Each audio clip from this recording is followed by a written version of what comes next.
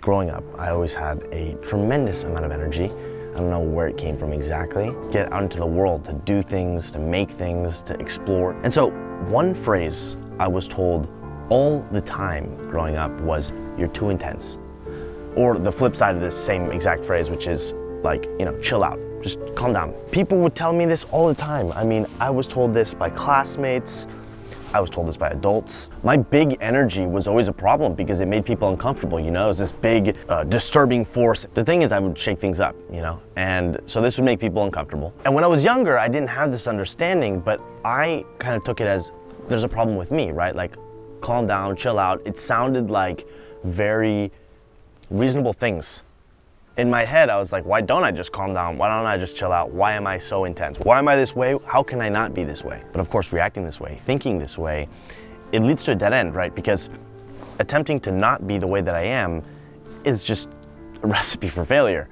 It's gonna be this weird version of me trying to portray myself in a way that is inauthentic. This is gonna create frustration. This cannot possibly work in the long term. It's just problematic. And so therefore, and for people that are less intense, maybe that doesn't make any sense, okay? This is more so a message for other people that have a high degree of intensity and that were told these sorts of things. Now, an important caveat, I suppose, is that I was never imposing on other people. I was never disrespectful. And of course, as a little kid, this was more difficult. As a little kid, I had less self-awareness, and my little brother probably bore the brunt of that. Well, if diminishing your intensity, trying to take that advice to heart and adapt how you present yourself in the world doesn't work, really the only other alternative is to not do that. It's sort of a hard truth about life, which is that not all people get along necessarily, right?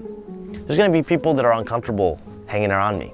I've gotten comments about my big eyes. I have big, wide eyes, and this is just how I am. This is, first of all, my biology, okay? I was born this way, but also the intensity in my look is just a reflection of who I am as a person as I go through life. I mean, I don't do the half-ass like, whatever. Like I'm looking at life. I'm staring at the things around me. I'm curious. I'm asking questions. And for a lot of people, that makes them uncomfortable. For a lot of people, that's like, whoa, slow down. Why don't you just accept how things are? You have no idea how many times I've been told this. And what I've realized is I just can't hang around those people. It's too much for them, to be around somebody like me. And on the flip side, actually, I've realized this over time. It's not interesting for me to hang out around people like that, It's like, I don't want to hang around people that are very flat, that don't have questions to ask, that aren't chasing after life in their own way, whatever it might be. It doesn't have to be necessarily ambition or building businesses or even creative output. I just need to hang around people that are asking questions, that are digging deeper, that are looking inwards. Like that's really important criteria for me. And this weird idea that we should all be able to all get along, to me makes no sense. It's okay. I mean, I try to be respectful. I try to be tolerant and accepting of all people, but that doesn't mean we all need to be friends. It doesn't mean we all need to feel comfortable around each other, And I recognize that my energy and the way that I am rubs people the wrong way, and same on the flip side. That's okay. I think what matters the most is having that self-awareness, the understanding that, this is just their reactions. When somebody tells me, whoa, chill out, you're too intense, calm down. That's their reaction to who I am, and it doesn't actually mean there's something inherently wrong with me. I wish I understood this when I was younger, but once I came to that realization, it was like this breath of fresh air, this sense of relief, honestly. Like, okay, it's fine, this is how I am. And wishing I'm a different way doesn't help anybody. It just makes me unhappy, and then I'm less pleasant to be around. There's something else that's funny about this, which is what I thought of as a negative trait, right? The intensity, like, oh God, there's something wrong with me.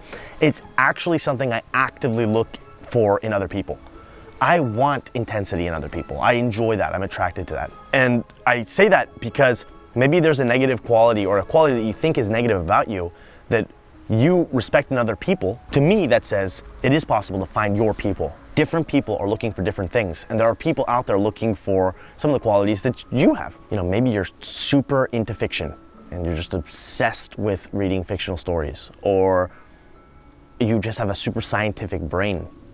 And maybe you come from a creative family, but you have that scientific brain. Well, there are people out there that are looking for other people with scientific brains, or flip, Maybe you're the only creative person in your family. and they want you to be a different way, but I promise you there's other people out there that value your creativity. It's a really tricky thing, learning to accept that not everyone's gonna like you. And at this point, you know, I get all kinds of responses to my videos. It's been the case for years now.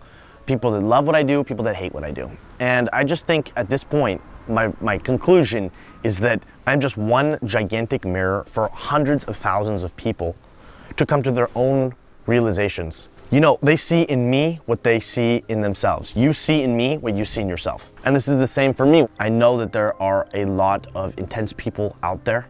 You might be one of them. And people are gonna wanna try and tamp that down and like quiet it down, you know, calm down, shh, because it makes them uncomfortable. And that is a horrible reason, in my opinion, to shut down that fire within you. The world needs that intensity. I think humanity benefits a lot from people being passionate, from people pushing to the limits of whatever it is that they're interested in, from people asking questions, shaking things up, testing things, being present and showing up in life. Autopilot zombie. Anyway, those are my thoughts to anybody who's ever been told you're too intense. You're not too intense. You're just too intense for that person. I want to take some time here to thank the sponsor of this video, which is Logel. Now, I do a lot of travel. It's one of the things that brings me the most joy in life.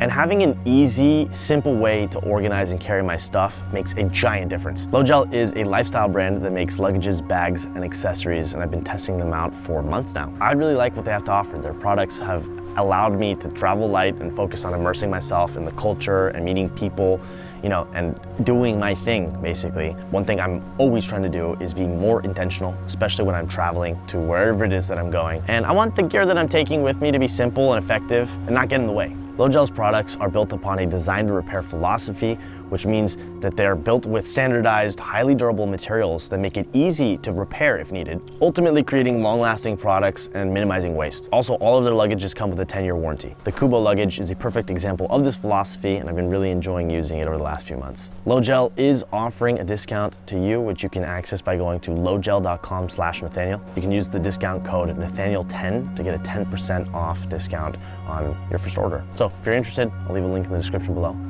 Thank you, Logel, for sponsoring this video. And thank you to all of you for watching.